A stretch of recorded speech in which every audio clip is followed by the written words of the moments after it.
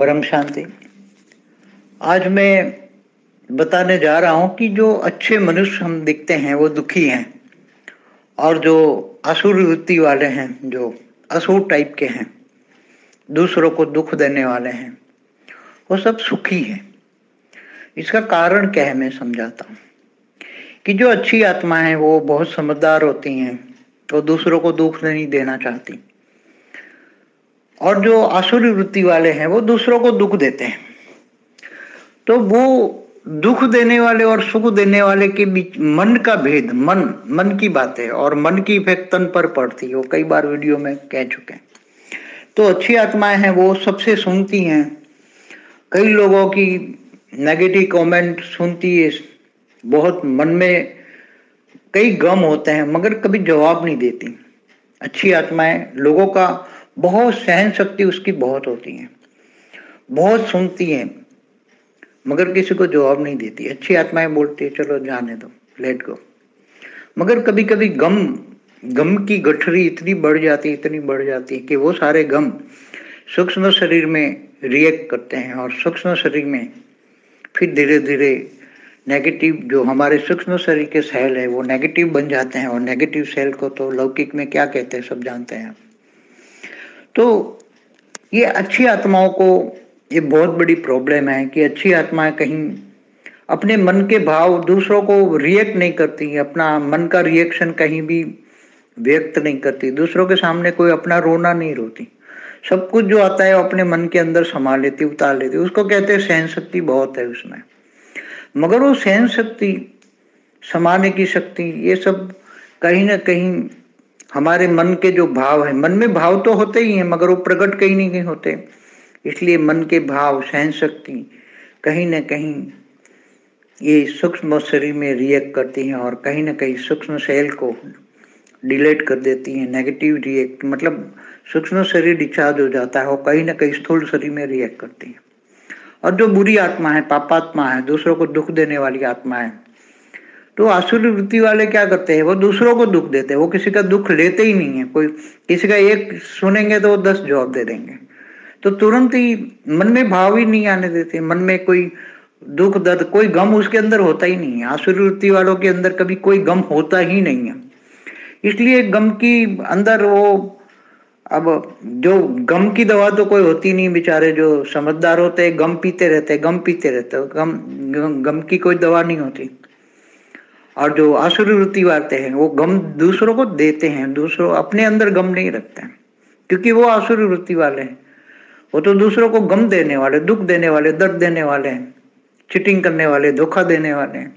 ये सब आज माया की दुनिया में, माया की दुनिया अंदर मायावी लोग बहुत सुखी है, माया में फंसे हुए, खाते पीते मौज करते हैं, बस उसको 5 तत्वों का सुख, उसको बहुत सुख लगता है। और अच्छे आत्माएं भक्ति करती हैं या ज्ञान में कहीं ना कहीं आती है, तो भक्ति मार्ग में भी अपने देव देवता की पूजा करती हैं या अपने, और जो ज्ञान मार्ग में आती है। मगर ज्ञानी तो, बेहद के ज्ञानी तो आत्माओं को एक समझाता हूं कि बेहद की ज्ञानी आत्माओं को अपने अंदर कोई भी गम है, दुख है, दर्द है, कहीं से भी मिलता है, तो अपने बेहद के परम पिता को मन से, बुद्धि से कह दो, तो आपने सारी गम अंदर से मन खाली कर दो, मन को एकदम खाली कर, जो भी है पूरी जिंदगी की कहानी सुना दो।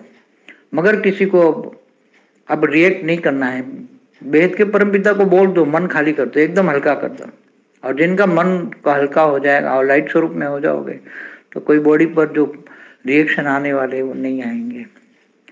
स्थूल बॉडी में रिएक्शन जो आते हैं वो धीरे धीरे निकल जाएंगे, अगर आए भी हैं तो लाइट स्वरूप में धीरे धीरे निकल जाएंगे।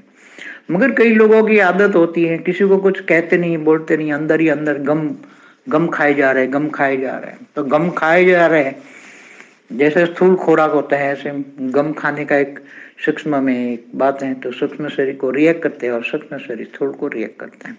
इसलिए बेहद की आत्माएं बेहद के परमपिता को सब कुछ अपना जो भी भाव, मन की सूक्ष्म बुद्धि से कह दो। किसी स्थूल व्यक्ति को कभी नहीं कहना, नहीं तो वो स्थूल व्यक्ति को अपना कभी कोई दुख सुनाओगे तो वो कभी ना कभी नाजायज फायदा उठाते हैं, और साधु संत तो कई बार ऐसे लोग नाजायज फायदा उठाते हैं दूसरों की दुख दर्द सुनकर। कभी किसी को नहीं कहना है, वेद के परमपिता को मन से, बुद्धि से कह दो सब कुछ, मन को हल्का करते एकदम ठीक हो जाओगे। मन हल्का हो जाएगा तो मन हल्का हो जाएगा तो आत्मा के ऊपर के जो आवरण है, सबसे बोझ है मन का, आवरणों का। मन के अनेक आवरण है, तो अनेक आवरणों में मन हल्का हो जाएगा, मन एकदम।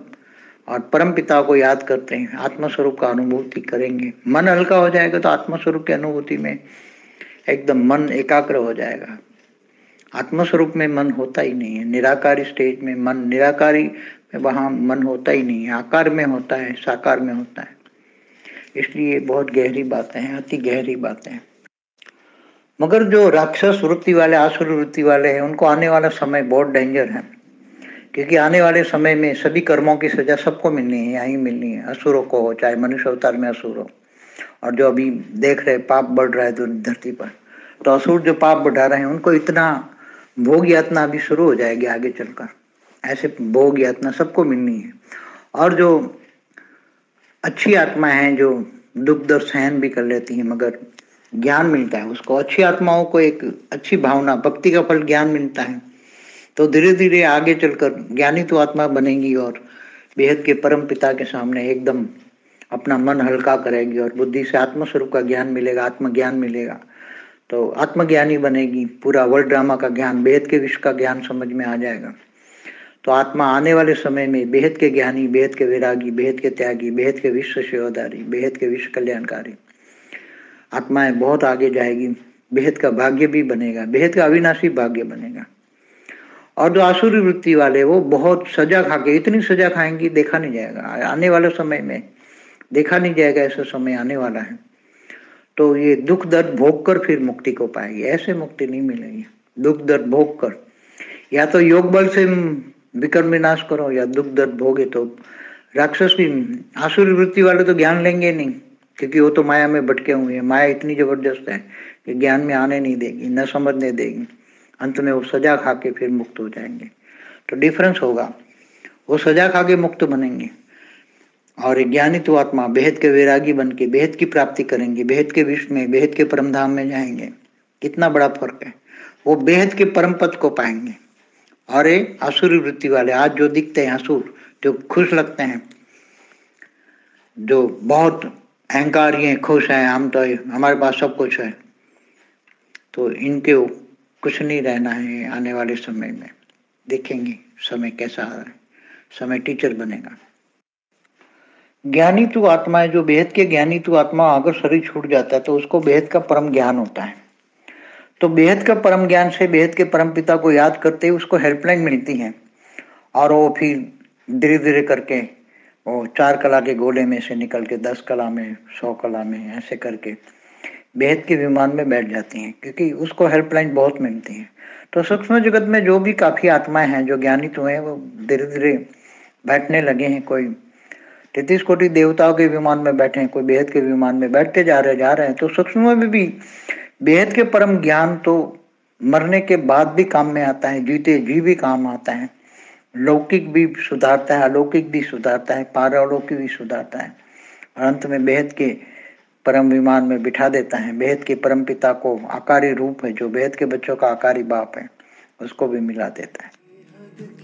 परम शांति सोचो, बोलो परम शांति। Join us daily for live meditation, 10 p.m. to 11 p.m. on YouTube Live. Subscribe now. Website www.paramshanti.org. Email us anand@paramshanti.org. Like, share, subscribe. Join today.